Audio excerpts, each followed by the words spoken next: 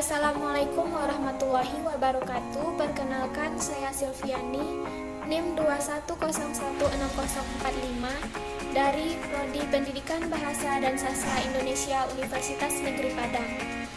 Baiklah, pada kesempatan kali ini saya akan mempresentasikan materi mengenai teori dasar keterampilan berbicara.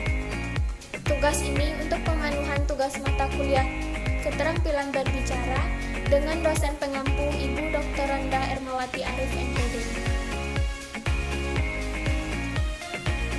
Baiklah, langsung saja kita masuk pada pembahasannya. Submateri yang akan kita bahas pada presentasi kali ini ada 5, yaitu pertama, pengertian berbicara sebagai bentuk keterampilan berbahasa. Yang kedua, tujuan berbicara secara umum dan khusus. Yang ketiga, catur cara saji wicara sebagai metode dalam keterampilan berbicara. Yang keempat, faktor yang mempengaruhi keterampilan berbicara. Dan yang kelima, jenis-jenis berbicara sebagai keterampilan berbahasa. Baiklah, langsung saja kita masuk pada pembahasan pertama, yaitu mengenai pengertian berbicara sebagai bentuk keterampilan berbahasa. Menurut Ahmadi, pengertian berbicara yaitu suatu keterampilan memproduksikan arus sistem bunyi artikulasi untuk menyampaikan kehendak, kebutuhan, perasaan, dan keinginan kepada orang lain. Berbicara merupakan kegiatan berbahasa lisan yang dilakukan oleh manusia. Berbicara adalah kemampuan mengucapkan bunyi-bunyi artikulasi atau kata-kata untuk mengekspresikan pikiran, gagasan, dan perasaan. Pembahasan yang kedua yaitu tujuan berbicara secara umum dan khusus. Tujuan berbicara secara umum yaitu untuk berkomunikasi. Agar dapat menyampaikan pikiran secara efektif, pembicara harus memahami makna segala sesuatu yang ingin dikomunikasikan terhadap para pendengarnya. Di samping itu, pembicara harus mengetahui prinsip-prinsip yang mendasari situasi pembicaraan, baik secara umum maupun perseorangan. Selanjutnya, tujuan berbicara secara khusus. Tujuan berbicara secara khusus yaitu memberitahukan, melaporkan, menjamu, menghibur, membujuk, mengajak, mendesak, dan meyakinkan pendengar. Baiklah, pembahasan yang ketiga yaitu catur cara saji wicara sebagai metode dalam keterampilan berbicara.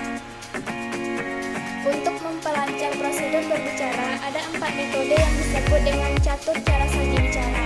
Artinya, ada 4 metode untuk menyampaikan pembicaraan. 4 metode tersebut yaitu pertama, metode serta-merta. Yang kedua, metode menghafal. Yang ketiga, metode naskah. Dan yang keempat, metode ekstempore. Yang pertama yaitu metode serta-merta. Metode ini biasanya digunakan oleh seseorang yang secara serta-merta atau secara tiba-tiba dan mendadak diminta berbicara di depan orang banyak. Tanpa adanya persiapan sama sekali, berbicara itu datang tanpa diduga-duga. Pada metode ini terdapat kelebihan dan kekurangan. Kelebihannya yaitu pertama, tidak memerlukan waktu yang panjang untuk mempersiapkan suatu pembicaraan. Yang kedua, bagi yang berpengalaman tampil berbicara, cara ini cukup efektif. Dan yang ketiga, tidak memerlukan waktu untuk mengumpulkan bahan. Kekurangannya antara lain cenderung berbicara berbelit-belit, berbicara kaku, dan penggunaan bahasa yang cenderung tidak efektif, tidak lancar, dan tidak bervariasi. Metode yang kedua yaitu metode menghafal. Metode menghafal adalah salah satu cara yang digunakan pembicara untuk menyampaikan pikiran dan perasaannya di depan orang banyak dengan bantuan daya ingat yang kuat dan kekayaan materi yang dimilikinya. Dalam metode ini ada beberapa hal yang harus dipersiapkan. Yang pertama, ada yang menuliskan naskah pidato kemudian dihafalkan. Dan yang kedua, ada yang hanya mencari atau membaca bahan-bahan yang ada dikaitkan dengan topik yang akan dipidatokan. Pada metode ini juga terdapat kelebihan dan kekurangan. Kelebihannya yaitu sistematis dan teratur, tidak berbelit-belit dan lengkap.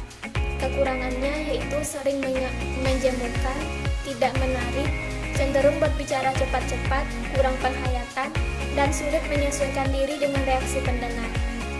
Metode yang ketiga yaitu metode naskah. Metode ini jarang digunakan kecuali pada saat-saat penting, misalnya di radio dan televisi. Biasanya sebelum tampil berbicara, pembicara mempersiapkan naskah yang lengkap. Ketika tampil berbicara, naskah itu dibacanya kata demi kata, kalimat demi kalimat, sehingga perhatian pembicara terfokus pada naskah tersebut. Metode yang keempat yaitu metode ekstemponan.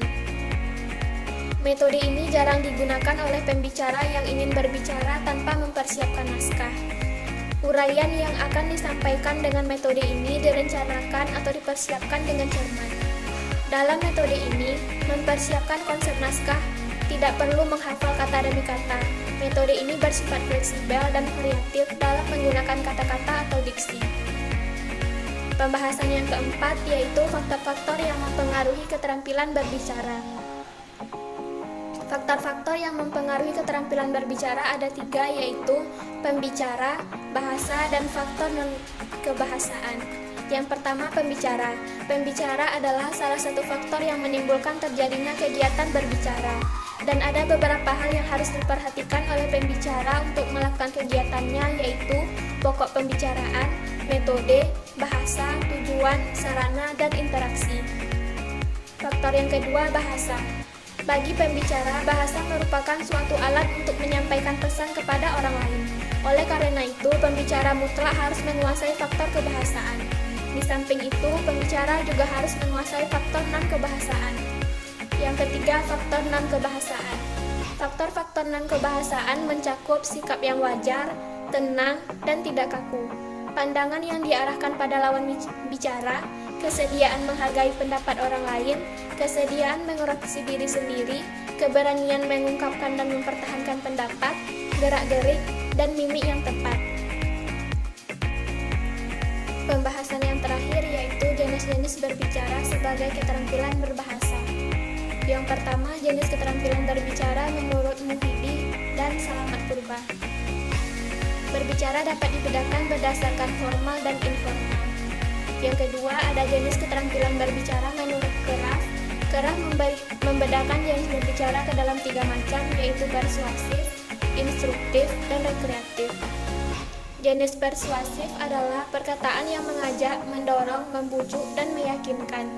Jenis instruktif adalah perkataan yang menunjukkan, mengarahkan, dan memerintah. Dan jenis rekreatif adalah perkataan yang menyenangkan. Baiklah, hanya sekian yang dapat saya sampaikan. Mohon maaf apabila terdapat kekurangan. Akhir kata, wassalamualaikum warahmatullahi wabarakatuh.